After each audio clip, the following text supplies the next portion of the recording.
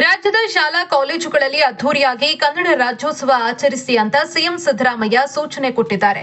ರಾಜ್ಯೋತ್ಸವ ಪ್ರಶಸ್ತಿ 2024ರ ಪ್ರದಾನ ಹಾಗೂ ಕರ್ನಾಟಕ ಸುವರ್ಣ ಸಂಭ್ರಮ 50ರ ಸಮಾರೋಪ ಸಮಾರಂಭದ ಪೂರ್ವಭಾವಿ ಸಭೆಯಲ್ಲಿ ಪಾಲ್ಗೊಂಡು ಅವರು ಮಾತನಾಡಿದರು. ನಾಡಿನ ಕಲೆ, ಸಾಹಿತ್ಯ, ಕೃಷಿ, ತೋಟಗಾರಿಕೆ, ಕೈಗಾರಿಕೆ ಕುರಿತಾದ 5 ಸಂಪುಟಗಳನ್ನು ಸಿದ್ಧಪಡಿಸಲಾಗ್ತಾ ಇದೆ. ಇದೇ ಸಂದರ್ಭದಲ್ಲಿ ಸ್ಮರಣ ಸಂಭ್ರಮ ಸಂಪುಟ ಹೊರತರಲಾಗ್ತಾ ಇದೆ. ಕನ್ನಡದ ಸಾಹಿತಿಗಳ ನುಡಿಮುತ್ತುಗಳನ್ನ ಎಲ್ಲಾ ಜಿಲ್ಲೆಗಳ ಪ್ರಮುಖ ಸ್ಥಳಗಳಲ್ಲಿ ಕೆಎಸ್ಆರ್ಟಿಸಿ ಬಸ್ ಮತ್ತಿತರ ಕಡೆಗಳಲ್ಲಿ ಪ್ರಚಾರಪಡಿಸಬೇಕು.